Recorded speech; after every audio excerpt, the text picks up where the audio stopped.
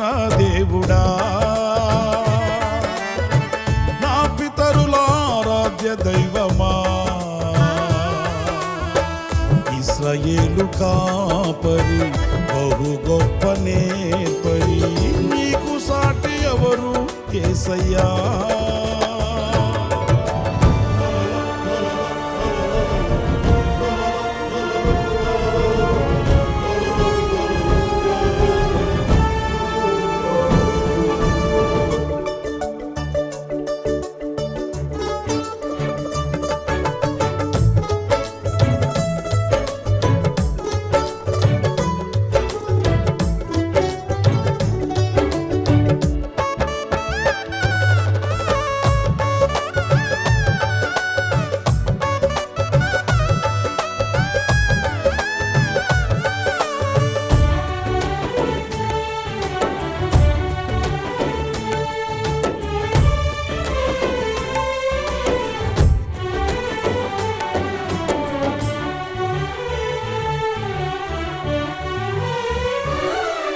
నిరాశ్రయులకు నీవే నిత్యాశ్రయమై, నిరాశల నీడను తొలగించెదవు.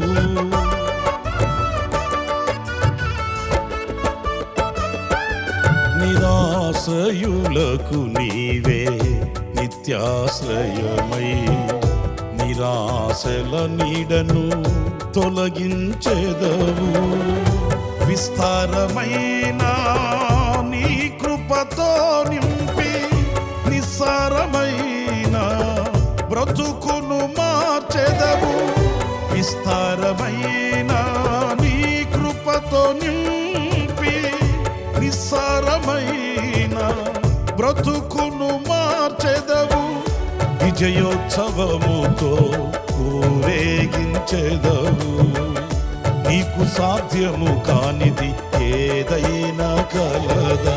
సహాయకుడా, నిత్య స్తోత్రార్హుడా, ప్రభాకరుడా, బహుబలవంతుడా, సత్యవంతుడా, మహాపరిశుద్ధుడా, ఆరాధనకు యోగ్యుడా. అబ్రహాము నమ్మిన దేవుడా, నా పితరుల ఆరాధ్య దైవమా, ఇశ్రాయేలు కాపరి బహు గొప్ప నేపరి, నీకు సాటి ఎవరు యేసయ్యా.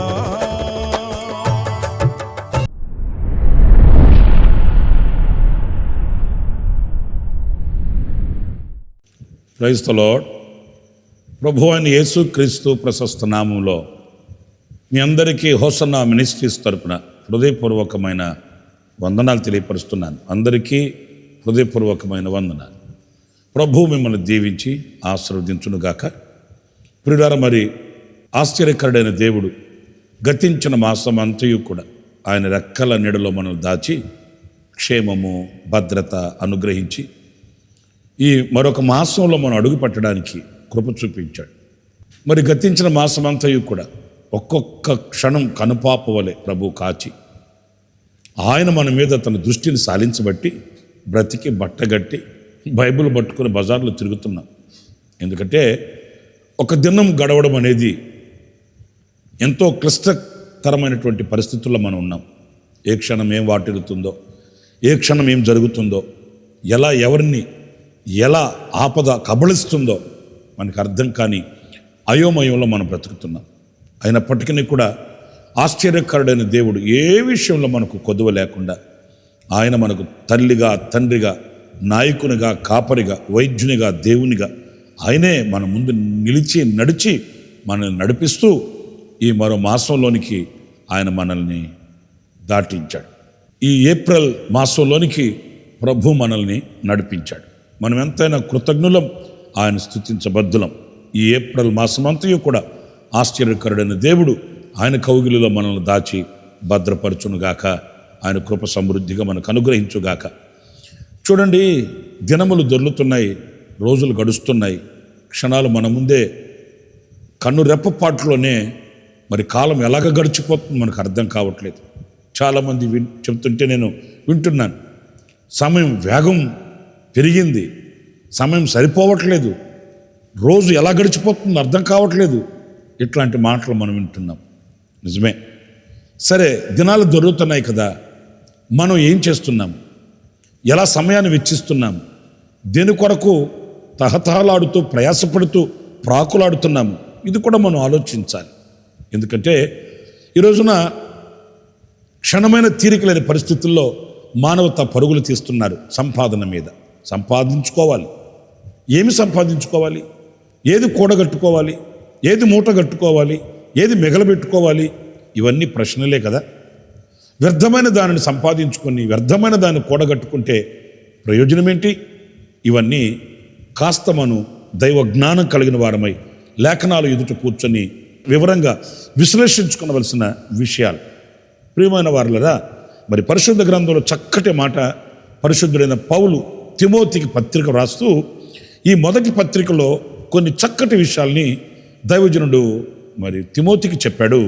ఆ మాటల్ని కొంచెం మనం ధ్యానిస్తే 6వ అధ్యాయం, తిమోతికి రాసిన మొదటి పత్రిక 6వ అధ్యాయం 11వ వాక్యాన్ని నేను చదువుతాను.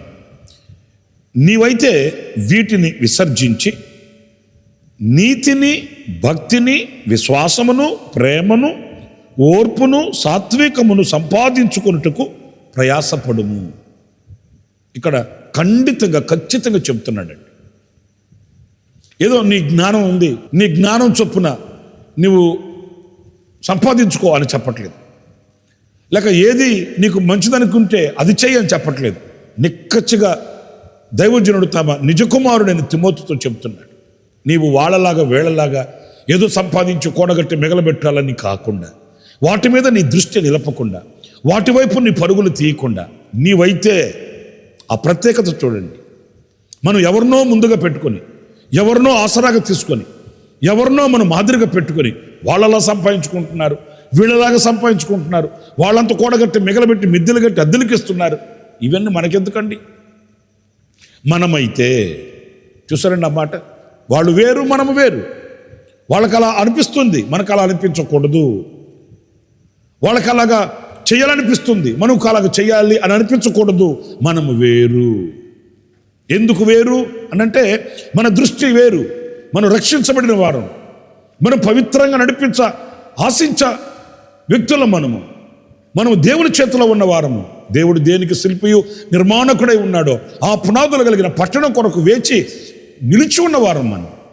ఈ ప్రత్యేకత మనలో లేకపోతే చాలా పెను ప్రమాదానికి మనం గురవుతామండి. నా ప్రియమైన సహోదరులారా, మరి ముఖ్యంగా ఈ వాక్యంలో మనం గమనిస్తే, నీవైతే అన్నప్పుడు నీవు ఎవరితో పోల్చదగిన వాడువి కాదు, నువ్వు ఎవరిని చూడదగిన వాడువు కాదు, నువ్వు ఎవరిని అనుసరించదగిన వాడువు కాదు. కానీ నీవైతే వీటిని నీవు సంపాదించుకున్నట్టుకు ప్రయాసపడు. నువ్వు లేచినా, నిలిచినా, నడిచినా, పరుగులు తీసినా నీవు సంపాదించుకునవలసినవి ఇదిగో ఇవి. ఏంటవి? చాలా శ్రేష్టమైన 6 అనుభవాలు ఇక్కడ మనం చదువుతామండి. ఒకటి, నీతిని సంపాదించుకోవాలంట. ఎందుకంటే నీతి నిత్యముగా ఉండునది.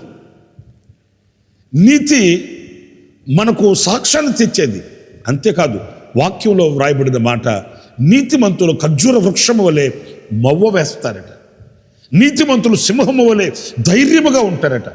నీతిమంతుల గుడారము ఎప్పుడు రక్షణను గూర్చిన ఉత్సాహ సునాద గీతాలు వినబడతాయట. నీతిమంతునికి ఆపదలు అనేకం వచ్చినప్పటికీ దేవుడు వాటిలన్నింటిలోంచి తప్పిస్తాడట. నీతిమంతునికి కలిగినది కొంచెమే అయినను బహుమంది భక్తిహీనులకున్న ధన సమృద్ధి కంటే అది శ్రేష్టమైనదని వాక్యం రాయబడి ఉంది. నీతిమంతులను, నీతిమంతుల సంతతిని ఆయన చేయి విడువడు అని వ్రాయబడి ఉందండి. ఇవన్నీ నీతిలో ఉన్న ఆశీర్వాదాలు. నా ప్రియమైన సహోదరులారా, ఏదో బ్రతుకుతున్నాము, ఏదో సంపాదించుకుంటున్నామని, ఏదో కూడగట్టుకుంటున్నామనే సంబరం కాదు. కానీ ఏమి సంపాదించుకుంటున్నాము? ఈ నీతిని సంపాదించుకున్నప్పుడు తరతరాల దీవెన ఉంటుంది. నిరీక్షణకు ఆధారము లేనప్పుడు అబ్రహాము దేవునిని నమ్మాడంట. అది అతనికి నీతిగా ఎంచబడిందట. ఆ నీతిగా ఎంచబడిన ఆ అనుభవం చూడండి, అబ్రహాము సంతతి దీవించబడింది. ఆకాశ నక్షత్రాల వలె. మరి ఈ రోజున ఆ దివ్యమైన దీవెనకు మనం పాత్రులం కావాలంటే మనం నీతిని సంపాదించుకోవాలి, నీతిమంతులమై ఉండాలి. ఒక సహోదరి నాకు ఫోన్ చేసి, పాపం ఆమె ఏదో బాగా దుఃఖంలో ఉన్నట్టుంది, ఏడుస్తుంటే నేను అన్నాను, అమ్మా ఎందుకు ఏడవడము, ఏం జరిగిందో చెప్పండమ్మా. అట్లా అంటే ఆ సహోదరి చెప్తుంది, నీతిగా నిజాయితీగా బ్రతికితే ఈ లోకంలో రోజులు లేవన్నా అట్లా అని. నేను ఆ సహోదరితో చెప్పాను, లోకంలో రోజులు లేకపోవచ్చు, దేవునిలో ఉన్నాయి. నీతిగా బ్రతికే వానికి, నిజాయితీగా బ్రతికే వానికి, పవిత్రంగా పరిశుద్ధంగా బ్రతకాలనుకున్న వానికి ప్రభులో దినాలున్నాయి, ప్రభులో స్థానం ఉంది. లోకంలో లేకపోవచ్చు, లోకంలో దుర్నీతి స్వనీతి నిండుకొనిపోయి ఉండవచ్చు. ప్రభులో అలా కాదు. మనం నీతిమంతులు, మన నీతి సముద్రపు తరంగముల వలె ఉండాలని దేవుని వాక్యం చెబుతుంది. ఎప్పుడైనా సముద్రపు తరంగాలు అలసిపోయాయా? ఎప్పుడైనా సముద్రపు తరంగాలు నిలిచిపోయాయా? సముద్రపు తరంగాలు ఎప్పుడైనా ఇలాగా మనం ప్రయాసపడితే, ఇలాగ మనం కష్టపడితే మనకేం ప్రతిఫలం అని ఏనాడైనా ఆ సముద్రపు తరంగాలు నిలిచిపోయిన దాఖలాలు ఉన్నాయా? లేవు. మన నీతి అలా ఉండాలి. ఏదో కష్టం, నష్టం, వ్యాధి, వ్యధ, బాధ వచ్చిందని చెప్పి నీతిగా బ్రతికితే మనకు రోజులు లేవు అని అనుకోకూడదు. కానీ నీతి యందు స్థిరులమై ఉండాలి. నా ప్రియమైన సహోదరులారా, ఈ నీతిని మనం సంపాదించుకోవాలని దైవజనుడు తమ నిజకుమారుడైన తిమోతికి హితోపదేశం చేస్తున్నాడు. రెండవది, భక్తిని సంపాదించుకోవాలట. నిజమే, ఎంత శ్రేష్టమైనదో. ప్రియులారా, డబ్బు పోయినా సంపాదించుకోవచ్చు, ఆస్తులు పోయినా సంపాదించుకోవచ్చు, ఇంకేదైనా, కానీ భక్తి అనేది పోకూడదండి. ఎందుకంటే భయము, భక్తి అనేది కలిగినప్పుడే మనం దేవునితో చేరువ కలిగి, దేవునితో అనుబంధం కలిగి ఉండగలుగుతామండి. యోబు చరిత్ర మనకు దర్పణం పడుతుంది. అతడు నీతిమంతుడును యెహోవా యందు భయభక్తులు కలిగిన వాడంట. భయము భక్తి, భయము భక్తి. ఆ భక్తి అతనిని ఆధ్యాత్మికమైన మార్గంలో స్థిరపరిచింది. ఎన్ని పోయినా, ఎంత ఉన్నా అతనికి వాటితో సంబంధం లేదండి. అతని భక్తి ఉన్నప్పుడు ఒక విధంగానే ఉన్నాడు, లేనప్పుడు కూడా ఒక విధంగానే ఉన్నాడు. కారణం భక్తి. భక్తి లేని వ్యక్తి చెలించిపోతాడు, భక్తి లేని వ్యక్తి కూలిపోతాడు, భక్తి లేని వ్యక్తి వెనుదిరిగిపోతాడు. భక్తి కలిగిన వ్యక్తి కదలడు. యెహోవా యందు భయభక్తులు కలిగిన వాడు నిత్యము నిలుచు సియోను పర్వతం వలె ఉంటాడట. ఆ భక్తి ఈ స్థిరత్వాన్ని కలుగు చేస్తుందండి.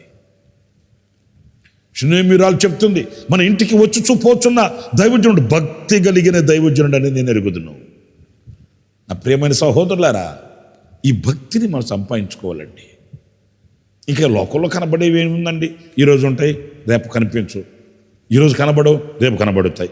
ఈరోజు నా చేతిలో ఉన్న డబ్బు రేపటి రోజు ఇంకొకటి చేతిలో ఉంటుంది. ఇవన్నీ అశాశ్వతమైనవి.